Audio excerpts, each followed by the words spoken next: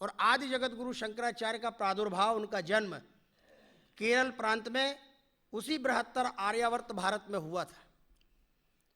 आप कल्पना करें कि उन्होंने केरल में जन्म लेकर और उत्तर दक्षिण पूर्व पश्चिम भारत का कितनी अल्प आयु में भ्रमण किया होगा।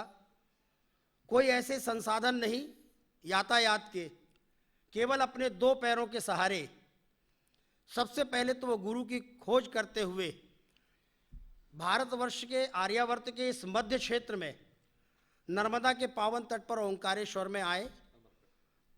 ओंकारेश्वर में अमरकंटक है, ठीक। और ओंकारेश्वर में उनको अपने पूज्य गुरुदेव गोविंद पादाचार्य जी के दर्शन हुए। विधिवत उन्होंने संन्यास दीक्षा ली। उनके संबंध में दो श्लोक बड़े महत्वपूर्ण हैं, हमको भी याद हो जाने चाहिए। एक श्लोक तो उनकी प्रतिभा और उनके व्यक्तित्व को स्पष्ट करता है। अष्टवर्षे चतुर्वेदी, 8 वर्ष की आयु में चारों वेद का जिनको पूरा ज्ञान हो गया। द्वादशे सर्वशास्त्रविद, 12 वर्ष की आयु में जिनको सर्व शास्त्रों का बोध हो गया। षोडशे तु कृतवान भाष्य, 16 वर्ष की आयु में जिन्होंने वेदों पर भाष्य किया। वेदों पर भाष्य करने का अर्थ है श्रीमद् भगवद गीता पर भाष्य किया उन्होंने, जो सबसे ज़्यादा प्रौढ़ ग्रंथ है अद्वैत सिद्धांत के या भारतीय अस्मिता को मुखरित करने वाला, उसे ब्रह्मसूत्र कहते हैं।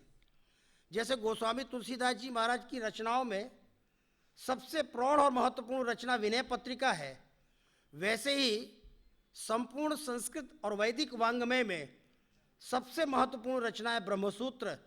उन्होंने ब्रह्मसूत्र पर भाष्य लिखा और उपनिषदों पर उन्होंने भाष्य लिखा। इतनी प्रतिभा जिनके अंदर इतने अल्प आयु में रही, और बाद के जितने आचार्य हुए उन सारे आचार्यों ने इसी प्रस्थानत्रयी पर अपने अपने भाष्य लिखे, अपने अपने मत, अपने अपने संप्रदाय के अनुसार। तो अष्टवर्षे चतुर्वेदी, द्वादशे सर्वशास्त्रविद, षोडशे तो कृतवान भाष्य, 32 मुनिरभ्यगात। 16 वर्ष के बाद जो शेष 16 वर्ष उनके पास थे जीवन की पूंजी, उन्होंने शेष 16 वर्ष में पूरे भारत में घूम घूम करके अद्वैत सिद्धांत की स्थापना की।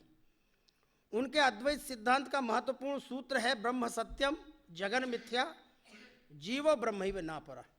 उन्होंने स्वयं लिखा है, श्लोकार्धेन प्रवक्ष्यामि यदुक्तम ग्रंथ कोटि भी। करोड़ों ग्रंथों पर जो कुछ लिखा हुआ है, मैं उसे आधे श्लोक में कहना चाहता हूँ। आधा श्लोक तो उनका इसी व्याख्यान में, इसी संकेत में निकला, श्लोकार्धेन प्रवक्ष्यामि यदुक्तम ग्रंथ कोटि भी, आधा श्लोक। फिर उन्होंने लिखा, श्लोकार्धेन प्रवक्ष्यामि यदुक्तम ग्रंथ कोटि भी ब्रह्म सत्यम जगन मिथ्या जीवो ब्रह्मैव नापरा। उन्होंने संसार का मिथ्यात्व सिद्ध किया, और इसके लिए उन्होंने अपने वेदांत की शैली में सत्ता के 3 विभाजन किए। अगर उसे अंग्रेजी में कहना पड़े तो 3 डायमेंशन। उन्होंने 3 प्रकार से सत्य को कसने का प्रयास किया। पहला सत्य उन्होंने निरूपित किया अपने ग्रंथों में उसे उन्होंने पारमार्थिक सत्य कहा। दूसरे शब्दों में कहना चाहें तो उसे सैद्धांतिक सत्य कहा।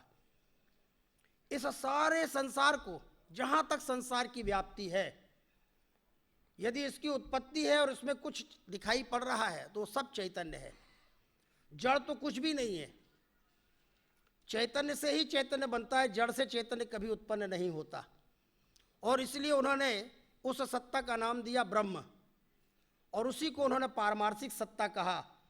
यदि इसका बोध अच्छे ढंग से संपूर्ण विश्व के प्राणियों को हो जाए तो दुनिया में कोई भेद रह नहीं सकता। इसलिए उन्होंने एकात्म दर्शन इसके माध्यम से समाज के सामने व्यवहारिक रूप में प्रस्तुत किया, ब्रह्म सत्य। फिर उसके बाद संसार में भ्रम की स्थिति उत्पन्न होती है, तो इस भ्रमात्मक में भी, भ्रम में भी सत्ता होती है। किसी सत्य के आधार पर ही भ्रम हो सकता है।